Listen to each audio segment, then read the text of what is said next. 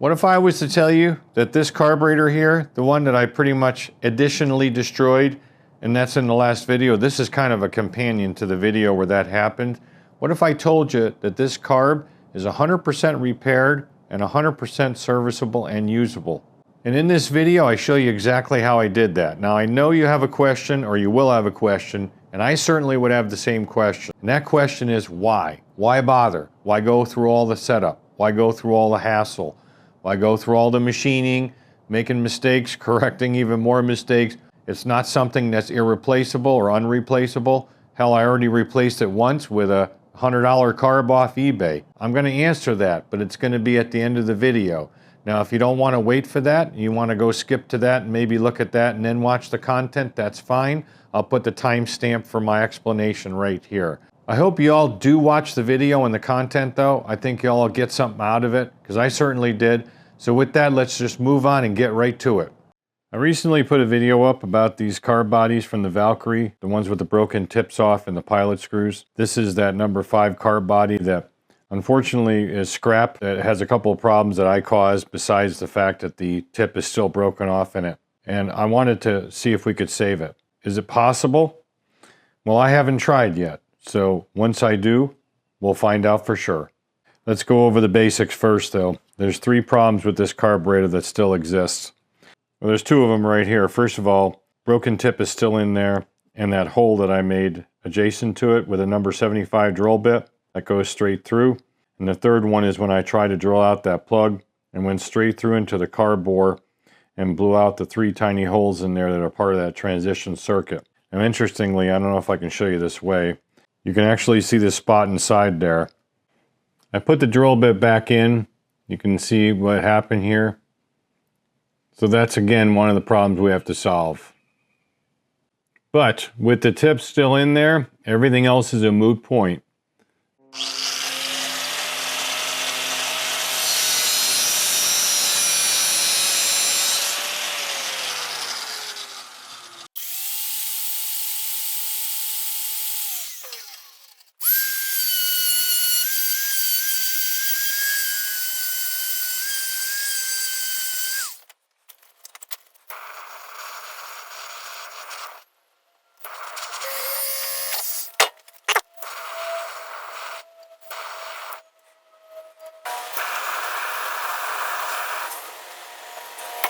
All right, I made this little tool out of sacrificing an old pair of tweezers and got that tip curl like that, nice and pointy. My objective here, my thoughts was to go up through that hole and try to snake around and get up in there and pop that tip out. That goes only in this one direction right here. So there's no way to do that. And I'm thinking, how in the hell did they connect this circuit to this area if it doesn't connect through that hole? But then I looked a little closer, and it's going to be real hard to see with this camera probably. Looks like there's a hole straight down through where they drilled it through from down inside here. So it goes straight down through and into this larger cavity. I couldn't see it before because it was full of crud. Okay, so I'm perched on the edge of that hole where it comes straight down. You can see it's dead center, so it looks like the right one. And I think I need to narrow these tips down, this tip down a little bit more. And let's see if we can stick it up there and pop that tip of that screw out. And if that's the case, then we were on the right track on the other video by drilling that plug out. Had I not screwed that part up and put another hole here, I could have reached in there, popped it out, and then just made a new plug and be done with it. So let me modify these. We'll come back and see if we can do this. Okay, now we're inside there. Put some pressure upwards. Look at that. Did you hear that? You know what? I think it came out and I think it went flying. Nope, unfortunately it's still in there. It must have just slipped past a little bit of the hole. I thinned this out a little bit more. It's about as small as I can make it without it falling apart and breaking in half, which it probably will do anyway. But just in case this works, I'm going to put a little foam earplug in the end here. Because if it does come loose and springs out, I don't want to lose it. I want to try to catch it. So let's go back in here and see what we can do. Maybe we can get it, but yeah, that end broke off, but I just reground it, and it's a little shorter now. I still might be able to get in here and do it. I'm gonna keep trying. Let's try a little heat, and then we'll do a classic reach around with this thing and see what we can do. I should be able to get down inside that hole pretty good. See, without getting this, any other operations that I have in mind are for naught. Will he get it? Will this work? The fate of the world hinges upon this one operation. Oh, the drama. Certainly went in further that time. Let me show you. Haha. That was easy. Look at what we got. Sitting there at the bottom at about 6 o'clock. Look at that. There's your broken tip, lady. When it started to go, I felt it moving, and I'm like, yeah, this thing's gonna go. Let's see if we can get it out without losing the damn thing. Come on. And it's still stuck there. There it is. I'll just lay it down here and then zoom up on that. Okay, so there it is right there. We'll just move it around to show you. And as I suspected, you see the tapered end, the smaller end? It's mushroomed. Remember I mentioned that in the video trying to get this out? It was probably mushroomed over, and that's exactly what happened. But there you go. So what this does, let me set you back down here. So what this does, absolutely a proof of concept that if we have another one of these come in or a similar type of carb that's got a plug here, we can do some sort of a reach around with a tool like I was just using. Probably gone now because things like that happen around here. Here it is. A tool like this to reach up inside there and find that little hole and then push it out. So now the next thing I want to do is I need to get this enricher jet out. We'll go over to the other vise, clamp it up safely, heat this up, and then we also have to get the butterfly out of the way. But that's not too hard. I've done this before, and I'll show you how to do that in case you need to do it on these carbs, because sometimes the trunnion's all gummed up. So we need to get this out first, because that's probably going to be more difficult, maybe. Okay, I got some vice grips with a piece of emery. The emery will burn, but I don't think we care about it too much. We'll see if we can wiggle this out with some heat. Usually you can. I'm not going to go too freaking cray-cray on this.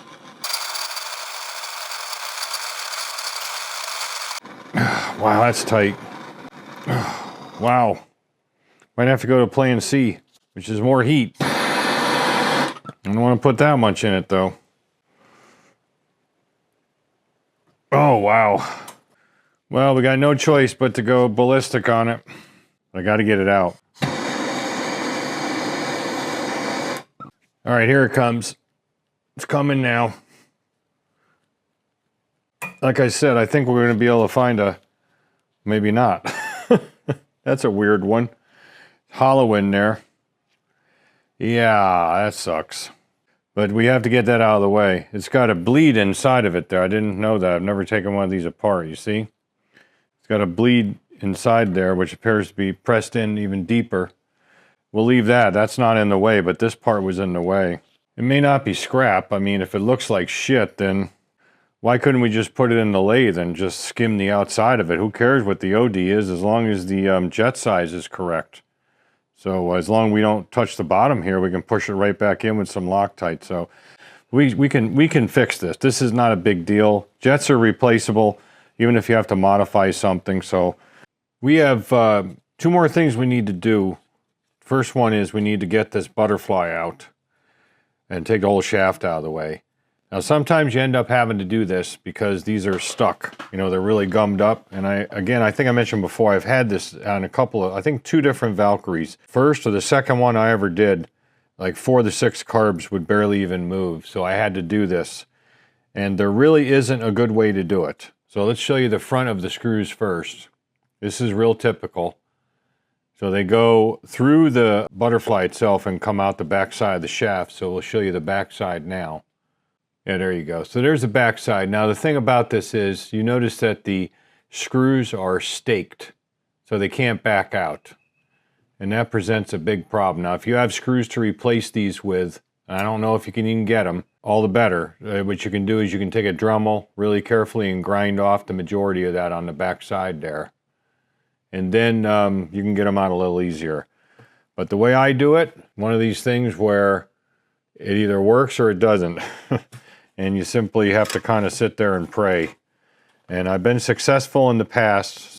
So I'm going to put a little combination of this 3-in-1 and a PB Blaster on here. And what I do is you have to have a JIS screwdriver for this. These are definitely JIS screws. You got to have a really solid purchase on it. Put it down on a firm surface and you just start unscrewing. Get it broken loose. Sometimes they are very difficult to even get. We may need to heat these a little bit. Okay, that one broke loose. Sometimes they're Loctited. When I put them back in, I Loctite them with red Loctite. Okay, this one I'm going to go ahead and heat off camera and try to get that one out. Just warm it up a little bit because I've already screwed the head of it up a little bit and I can't afford to do any more. And this one just won't come. So that's the problem. If you can't get these out, then you're kind of screwed. Now sometimes we can take a JIS bit like this in one of these extensions and then just put it right in there. This is really risky, but nope, that one is absolutely frozen, so we're gonna have to keep working on this one off camera and I'll get back to you. All right, I got it. I actually used the JIS bit. It's hard to say, JIS bit. And because this is the reason. This is a JIS screwdriver, but it's well used, so it's probably worn a little bit on the tip. These are fairly new tips. I get these from Revzilla, I believe. And I got a better purchase with that. I probably should have done that to start with. But now we've got it loose. And, you know, the screw's a little buggered up, but it's not terrible. So at this point, we'll put some more lubricant on it. And all I do is I start backing them out against that staking. And what that's going to do is it's going to break off some of it. Hopefully it doesn't screw the threads up in the shaft. You can put a tremendous force on something with the helix of a thread, even a small thread like this. And it'll just go back and forth, kind of like you're tapping in reverse. And it'll actually leave enough of that screw where you can restake it, at least some of it. I've been able to do that. So there's the screw, fresh out. But if you have to take these apart, it would be best to replace them if you can find them and then stake them back over, which I'm going to do anyway. If this repair works, we get to that point, I'll show you how I restake them. It's actually quite interesting in my opinion. Now all we got to do is we got to just do a reach in here with an appropriate tool like an owl, and pull out the butterfly. There it goes. So that's what it looks fresh when it's fresh out. Now I believe there is a front and a back on it, but you'll know because you'll slip it in and you won't be able to close or open the damn thing right. On this particular carb, there should not be any fastener underneath here. This thing should just slide right out. Now some carbs have a nut on the end of the shaft, kind of like the nut behind the camera. And on those, obviously you have to remove that nut, but then that just takes your shaft out and your spring. That's what you got inside there. This is what, unfortunately, heating can do. It can damage these little seals, but they're felt seals. They're not rubber. So they're usually pretty good as far as being reasonably impervious to a significant amount of heat. I got to remember what the other thing was we needed to do, so hang on. Actually, we don't have any more to do on this carb right now. We're going to switch over to one of the other carbs that I have not boxed back up yet because I still have the spring disconnected, because we need to utilize this to establish a few things. And the first thing we're going to establish is what the size of those 3 tiny little holes are. Let me zoom back up on those so I don't have to try to dig up old footage. All right, those guys right there, those 3 little holes. We need to know a few things about them. I forgot to mention we do need to deal with that extra hole in there, but we'll do that in a little bit. I meant we don't need to disassemble it any further. So we'll take a piece of safety wire. It's about 31 thou. Bend it over into a 90. You need to bend it over so you can shove it in, basically. What I'm doing here is I'm trying to get into that hole with the safety wire and see if I can establish what the size of these holes are. I used a different piece of wire before and it went right in. So this one doesn't want to fit, and it actually works for me because now I have a go, no go. and it will not fit. Now let's get a piece of the other wire. Yeah, it's right here. In fact, here's the little bend on it. I still have the little bend on it from the other day when I was playing with this idea. And that one goes in. Okay, now we know what goes in and we know what doesn't go in. And we're gonna make a educated calculation based on the two wire sizes. This wire is 23 thou. This wire is 31 thou. So about 8 thou, 23, well, yeah, 8 thou difference. And if you shove this one that does fit in, it will wiggle back and forth. Just a tiny bit. You can feel it wiggling back and forth in that hole. Now, based upon my years of experience with fondling things with the tips of my fingers, I would say that that is probably about 3 thou. So if I was to say that this hole was 3 thou bigger, I'd say it's 26 or 27 thou. All right, what we need to know now is on those three little holes, we need to know their orientation and their pattern. Like, are they in a triangle? Are they with two and one off to the side? You know, what is the pattern? I can't look straight down because there's no way to do that without destroying a car body. And this is number 5, the one we just changed over to California with this in the other video. And I need to wipe this out because I've been playing with this before and get some schmoo out of here. We're going to play with a little putty. Can't do this with gloves on, so. And wipe this out and just leave a little bit of that residue in there because otherwise this stuff wants to stick like a... All right, anyway, forget about it. So basically we're going to have some way to release it, like use the silicone as a release agent. Hopefully that works. And then we're going to shove this in well past those holes, push it down nice and flat, and we need to be able to make an imprint. We'll be able to see exactly what those holes look like in relationship to a known axis, which in this case is down the bore. All right, let's see if it'll come out now. And it didn't work for shit. You know, I tried this a couple hours ago and I got it on the first try. I tried WD-40 and I got it to work. So I'm gonna repeat that because I want to make sure it didn't move. You see the 3 little dots? So that is our hole pattern right there. And it's nice and crisp and clear too. So what do we do with this? Now we'll get into how we're going to use the little impressions of those tiny holes in the carb body here in a little bit. What we're going to do right now though is we're going to figure out how to plug that hole that I drilled in with the small drill. Okay, so this is what we're going to do. I took a piece of aluminum wire. See, I have this pack of aluminum wire. It's been in the shed for a while, so I took it out and cut a length off and made it into kind of a needle. Put it in a lathe and just use a little drill chuck as an adapter because this is too small for my chuck. And then use some sandpaper and tapered it down. The drill I used was about 25 thou, so the tip of this is smaller than that and a little bit further back is bigger. We're going to wedge that in there. I've put it in and out a few times and I'll show you how that looks when it sticks through into here. Boing! Right there. The reason why I've been shoving it in and out is I want to make a witness mark and see essentially where it wants to bottom right now. A couple mils higher than that, and I'm going to put a weak point in it. So now I'm going to take some Loctite 638. Oh, come on, get off of there. Jeez. I'm just going to use a little tiny bit. Just a bit on the tip, and just the tip. No more than the tip. We'll shove it in, spin it around, and I think when I wiggle it a little bit, it's going to fail. Might be able to get it. And then wiggle this around until it fails.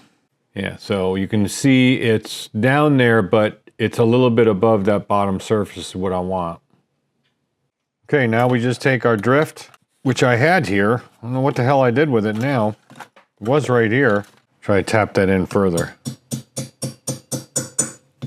Like that. Like it never even happened. Nothing there. And the hole is wide open. If I shine a light down in there, you can see it. So there's no other hole, there's no other light coming through. You can't even tell I did anything at all. So that piece of aluminum is ramrodded down in there and it was a little tapered. And a little bit of Loctite 638. There's pretty much zero chance of that ever coming out or leaking. And I degreased the crap out of it, obviously. Now, for the piece that's left over in here, remember, we're going to be going in here with a mill anyway. That'll just clear that right out. So far, we have succeeded in what we're trying to do here. The next stage is going to be the most difficult as far as the precision goes, because I'm going to have to use a tiny little drill bit. I think I'm going to go ahead and order some extra tiny drill bits.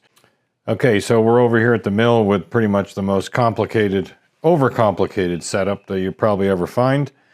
And why not? That's my style. So we're all ready to go. This is fixtured quite well and it's nice and flat. And I've got a 8mm spotting drill backwards and a collet. We're going to work from collets, not any type of a chuck. And so we're lined up pretty good right here. So now what we're going to do is put an indicator in, and we've got to indicate this hole. Wanted to use the last word indicator, but it's going to hit the standoff for the main jet, so we'll have to come up with a different plan.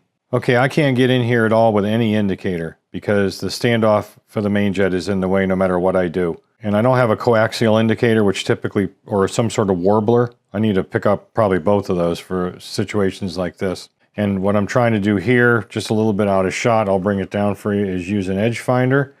And I have the same problem with the standoff because I can't get this side of it to do the half function. But what I can do is I can get the Y set up and then one of the X axes over here and use this as a datum point. Then I use a small internal ball tool, measuring tool. It's kind of like a spring gauge, but in a little ball for these kind of situations. And I measure that up at pretty accurately at 313 thou and a half, 313.5. So what I'll do is I'll pick up on the y-axis and just do the half function, and then just pick up on this side of the x-axis, which I can get to in that hole. Do the calculation, subtracting 100 thou to move it over to the edge, and then just move it over half to 313, and we should be centralized good enough. So it's one of these things where you got to kind of go back 10 yards and punt, you know, but this is what we're going to try at least.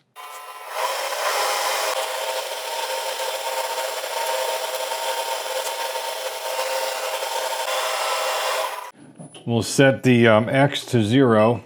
That would be 156 thousandths and 7/10, actually. So we'll go 156.8. That'll be our X0. Now we can just do the Y. I'll do that off camera back and forth, or a time warp or something. Well, I thought we were going to have enough clearance. We got the same problems. Well, we're going to try just the top edge of that hole. It should be concentric with the bottom edge of the hole. That's where the plug went.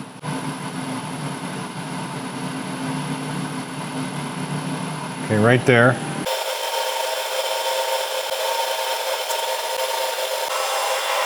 Y half. And we'll move it over and see what we got.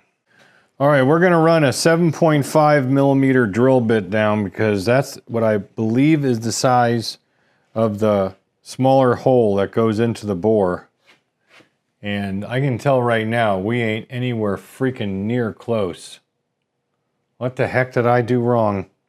All right, that's better. I don't know what I did, to be honest with you. I mean, I think when I went off center on the X to try to get that edge finder in, I may have zeroed where I shouldn't have zeroed, you know? I wigged instead of wagged. I got a plan here, but it's going to be real tricky to execute. And I just love plans like that, because if you say you can't do it, I say, go watch Alan Milliard and you can do anything. Safety squints engaged.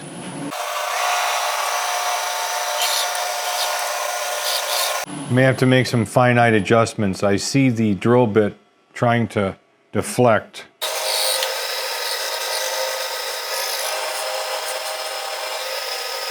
Make sure we're down. Yep.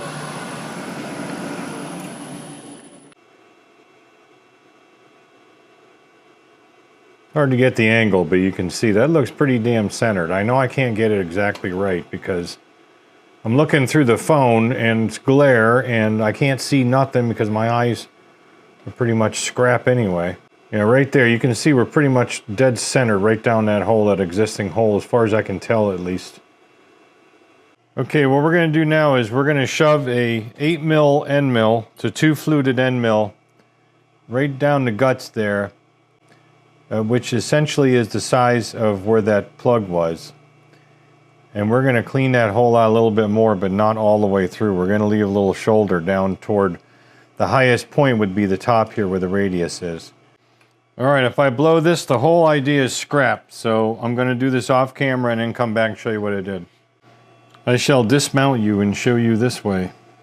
Okay, so you see that edge right down in there. Now you see that hole. Kind of hard to see because it's blending in because of the just the way the camera is, but you see this hole in the foreground right there? See that I took that plug out off camera by hand. I didn't do anything to aluminum. I got that that brass plug pulled out. That hole goes at an angle and down into there. That's the hole that connects this all together. That plug is there just to access for machining. After they drill the hole all the way through, they just plug it, for obvious reasons, but it's slightly below where it penetrates into this bore. And you can see the other one over there. It's kind of grungy. That's how much crap gets in these carbs in the unknown hidden channels. Is why you got to clean them so well. That's why it's hard to see. So we have a nice little lip at the bottom, which is going to come into play later. And so we're on track. Okay, so that's what we got to make in the lathe. We'll do that now.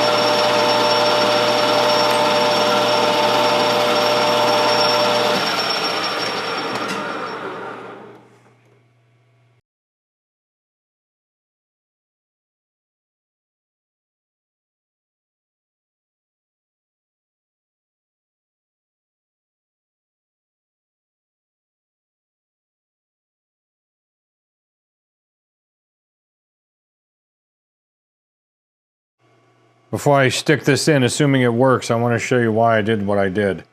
Okay, you got that little step on the end. That's a 7 mil diameter, which matches the drill bit. And I measured it with those little internal ball mics.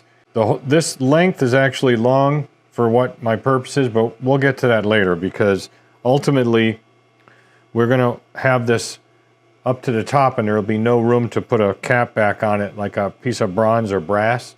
Well, we're going to machine that back down. So we're going to have that. In other words, when we make the bore for that cap with an end mill, like an 8 mil, that'll just bring that down to where it needs to be. And there's some other features to it as well, but I just want to show you why that looks the way it does. We'll put a little Martian sleeve retainer inside the bore as well with a little brush here. My measurements, unfortunately, are very difficult to do because I really don't have good measuring tools for it. Because this is so small. I mean, I have good measuring tools, but this application, it is just tiny, tiny, but it's a pretty firm fit. If I did my math right, which I'm sure I didn't, this will be for the win. Well, sort of.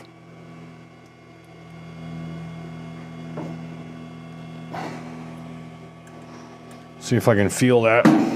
We are not through. I must have made a mistake on that. Gosh darn it. On that dimension. All right, I had to take it out and I ran in 11/30 seconds through.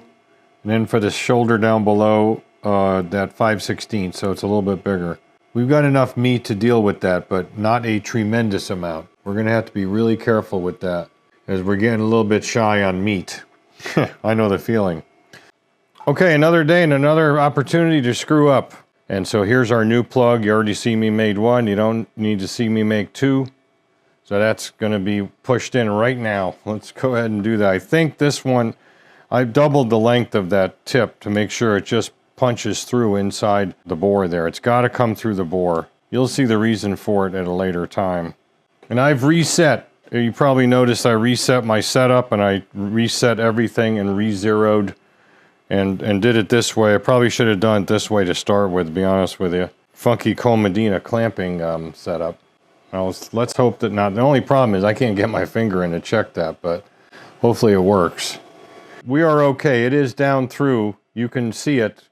It's really hard to see. I got to get down low with a light and bring the light from the back. And this light, I hate these freaking LED lights. Flashlights just suck, but you can't get anything else anymore. So I can see it's poking through, but I ended up whooping on it with a drift and with a mallet here just to make sure it was down. I was hitting it pretty hard, so I'm not surprised. I wouldn't be surprised if the bore is cracked in there, but it's got a pretty good solid seat, and it feels very solid. It's where it's supposed to be. With this kind of fixturing, whooping on it ain't gonna move it, which was what was happening with the other setup. So we can maintain our zero, because that's really important.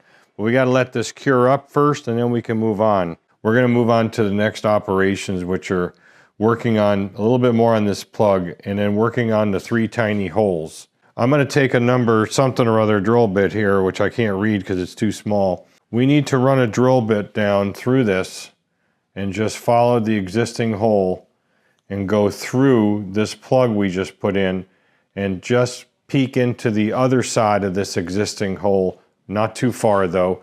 So essentially we're only going to be moving this drill bit up to about there. There's a reason for this. I need a visual reference on depth when we go to mill down into this thing, and that hole is going to give me the perfect visual reference. I'm just going to freehand this with the DeWalt.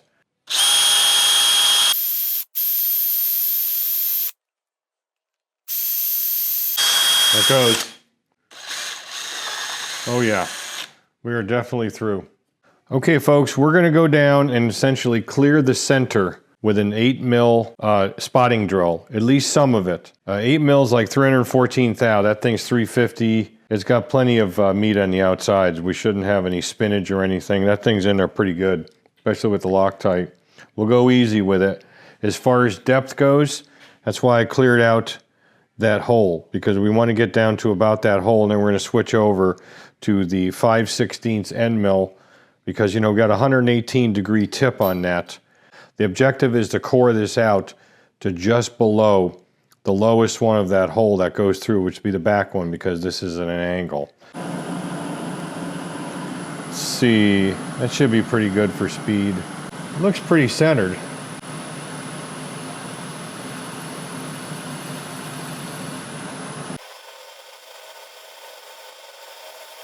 I think a spotting drill is dull.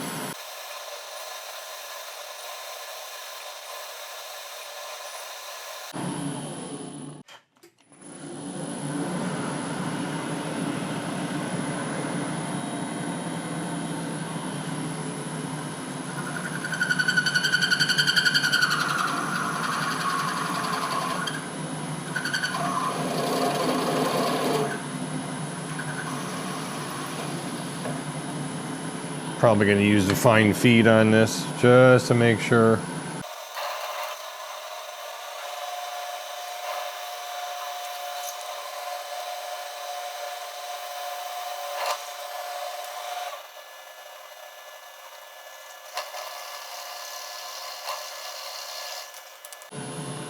Yeah, I can just see the top edge of that hole on the far side.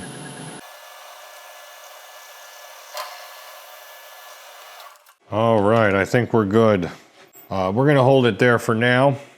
I got the 11/30 seconds reloaded. We're gonna clean out this thin wall down to about the depth just below pilot hole. Pilot screw hole penetrates into this cavity here. And right now we shouldn't be able to see any light through there because that wall is still there. And yes, I don't see anything coming through the hole. We'll clean that out. When you see light, we'll go a little bit further just to get below that. And then we're going to stop. We're going to try to leave as much of that plug in as possible.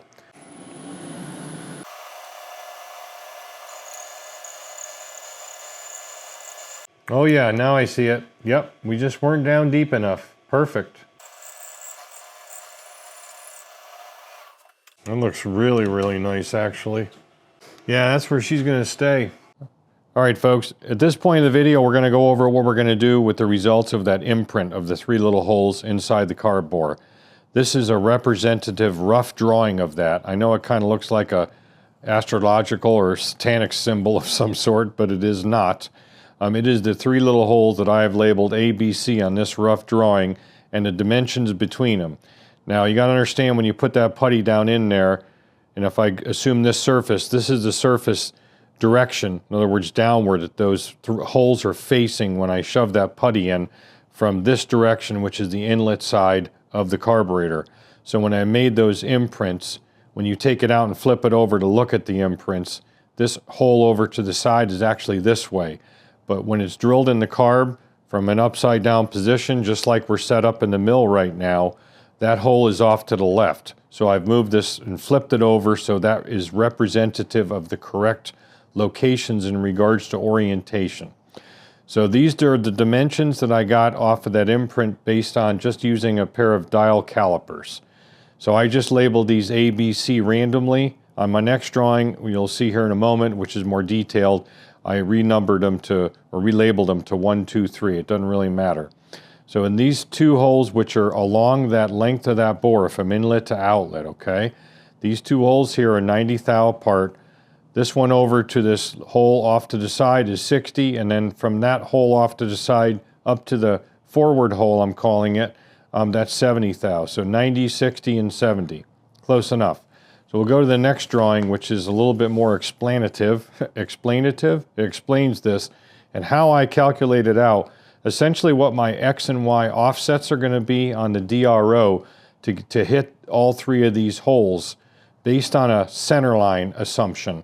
It appears when you look at these holes from down the bore that they are essentially in the center of this axis, which is the Y axis here, okay? They're in the center of the bore. And what centers them in the X-axis in this case is essentially the center line we have right now that we just machined out. We just machined that spot where we're going to drill these. So that kind of takes care of itself. And it sort of does on the Y-axis too, but since we have offsets we have to move around for these holes, we have to make sure that we understand how much we need to move for each hole. So I'm not good at all at math and these calculations and trig and things like that. So I decided to kind of plot this out on some graphing paper and then see if we could come up with a standard to use to determine how much to move X and Y. So the first thing I did was I took all those numbers, 90, 60, and 70, and I multiplied them times 10 to expand this into a larger, more workable workspace as far as calculating this out. So that means the 90 thou is 900 thou and so forth. So that's a lot easier. And then I actually laid these holes out using the caliper to scale, to the scale times 10.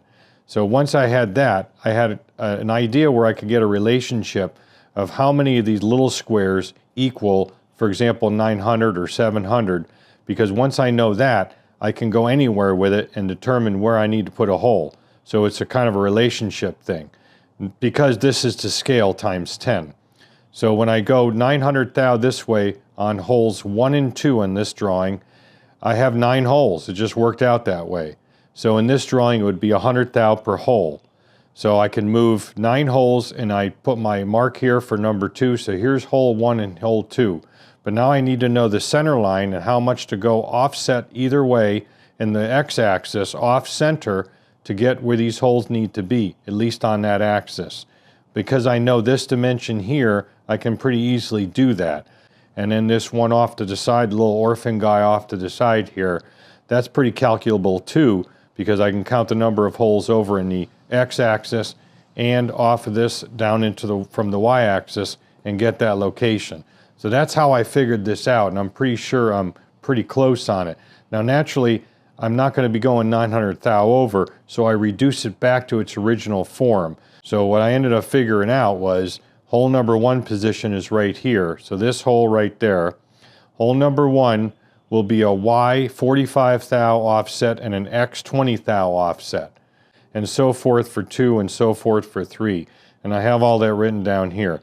So that's how I came up with this. I think it's going to work out okay. I hope that's understandable. So that's how I did it, and let's see how it works. All right, we're going to go ahead and drill these 3 holes. Well, actually 2 holes, because I've already done one, and I'll explain that here in a second. I wanted to do a test. Now these drill bits that you get off Amazon, these little micro wire gauge size drill bits, they're junk. I tried a couple of different materials like brass and even some aluminum in the lathe, and they would all snap. So I said to myself, I said, self, that's what I call myself when I'm by myself. I said, self, what do I do? And of course the answer was, take 2. The answer was, take 3. And of course, the answer was McMaster Car. And so I went on their website and I picked up 3 pairs of different wire size micro drills.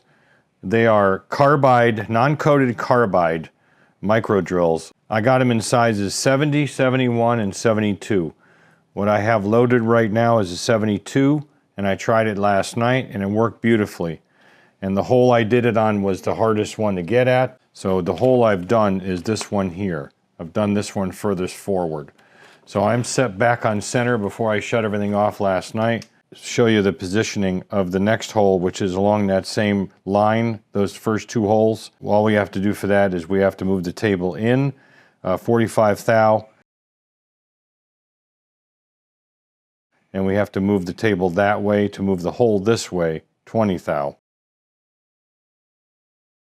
If my calculations are correct, which is probably not the case.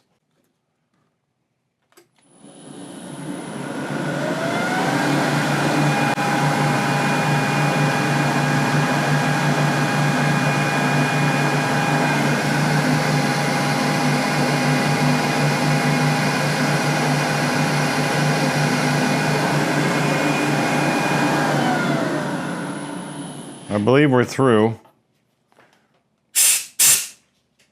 This is how I'm telling, though, to be sure. I just put a light in here. See if I can see light through both holes now, and I do.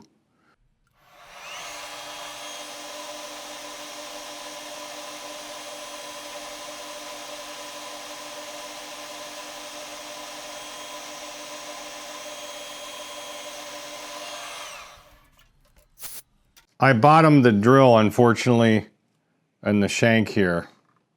In that hole, I just couldn't see it, so it kind of like used it as a form tool to countersink it a little bit.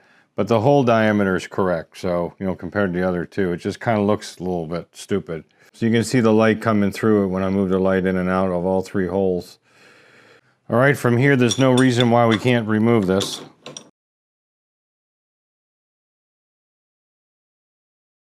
All right, so this is what she looks like from the inside. Not the easiest thing to show you, but you can see that I think my holes are backwards. I think so. I could have sworn I got that orientation right. It would appear I didn't. Yeah. Well, you know what? Spacing looks pretty good, though. And if you guessed it, you're correct. We're going to use the boring head to smooth that little protrusion out. That's the whole reason the protrusion is there. There was no way to calculate that depth out, so we could have a shoulder inside that. So there's no way that it can go inside the bore of the carb. Let's say we were actually going to use this carb body on a healthy running engine. We would not want any chance of any piece of aluminum coming loose and going inside the engine. Well, with that step that's inside there, that shoulder I should say, there ain't no way that's going to happen. We had to push it through just an arbitrary amount, and then we'll come back in here with the boring head. And we'll hopefully get this thing just smoothed in. Now, I have trammed this piece in up and down with the last word indicator, and I had to use a little shim stock on the bottom edge down there to essentially cock it this way because we were high on the back edge as opposed to low on the back edge or the back side of the bore. And that's dead nuts 0. Then I checked it on the x-axis, that would be the y-axis. I checked it over here, and it was dead nuts 0, just sitting on these parallels. It's definitely fixtured well enough. I just used the edge finder and then a last word again to fine-tune the concentricity. 530 RPM right now, looks like a pretty good speed.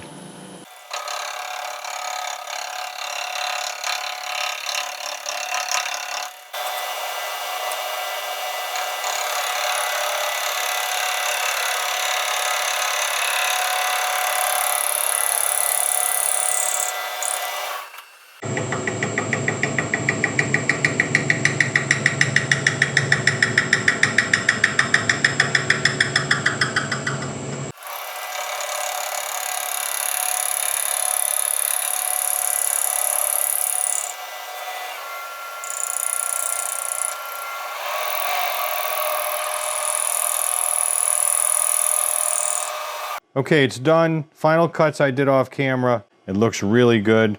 Stuck my finger in there, and although that kind of satisfied me in other ways, I really like the way the thing feels.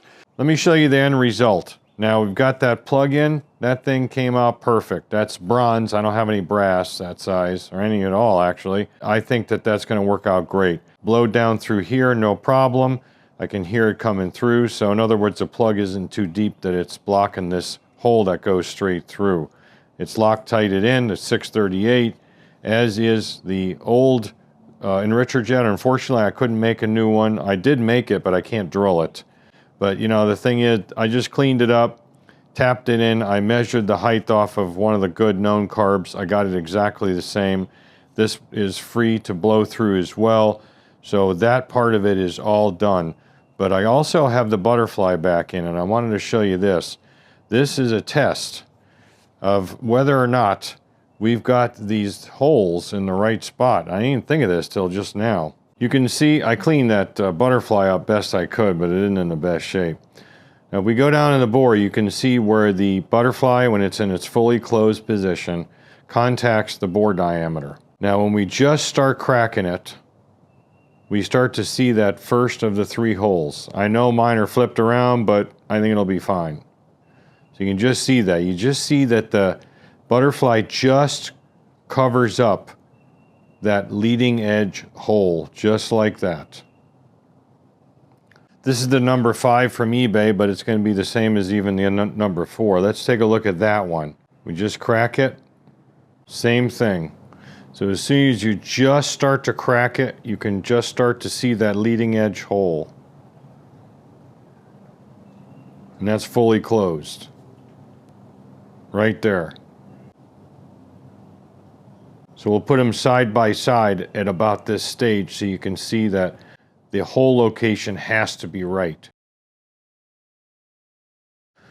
These are Loctited in, but I haven't staked them yet. I don't know if I'm going to have time in this video to do that. Maybe some other time, actually, because this is just getting too long. Final work on this board was done entirely by hand with wet or dry sandpaper, 600, 800, and 1000 grit, and I just finished it up with some 000 steel wool to polish it out and made sure that the butterfly was seating 100% around, and it looks great. The very final operation was making a little plug for this hole that I drilled out, and I just used an old brass air screw from my stash, turned it down to the right size, put a little bit of a round head on it like it used to have, and drove it in with some Loctite 638. There's no problem with the operation of the butterfly, and you can see those holes. As far as the depth into the bore where they're supposed to line up, we pretty much nailed that. So unfortunately they're flipped around, but I don't think, like I said, that makes a hill of beans worth of difference. So the answer to the $64,000 question of why is this. I wanted to see if I could do it because I want to try to expand my abilities and capabilities. I wanted something that was so far out there that was highly unlikely that it was going to succeed. It would pretty much almost always fail, and I wanted to see if I could do that. I wanted to see if I could resurrect something like this. Yes, I felt bad that I contributed to its demise, all right? But that wasn't it at all. I can just replace a carb just like I already did. I wanted to see if I could fix this one for one specific reason. What if something comes across to me that is unreplaceable or irreplaceable, depending on the grammar usage, like a carburetor, like maybe something off a hit or miss engine, some antique thing, an old motorcycle, a boat, who knows, you know, something like that. And somebody's like, you're my last resort. I can't find anybody that's willing to work on this. This carburetor's got a hole in it. It's got something wrong with a jet port. Can you fix it for me? Well, I think I could, because I'm trying on this and I was able to resurrect this. So I have a lot more confidence and a lot more experience now on pushing the envelope of this round column mill, which ain't the most accurate thing on the planet. Same thing with the lathe, my measuring tools, and my level of experience. I learned a ton about this carb in particular, and I learned a lot about doing a job like this, making mistakes, correcting my mistakes, and what to look out for in the future. That is the entire reason why I wanted to take this on. I figured I'd bring you along in the video. I hope you enjoyed that part, and maybe you got something out of it as well. So put a comment in the comment section to let me know what you think about that. At least, you know, the video in itself and also my reasoning for actually doing it. But stick around, you see more crap like this on the channel. And as always, like, share, subscribe really helps. Thanks for watching. Don't just repair, restore. We'll see you on next video.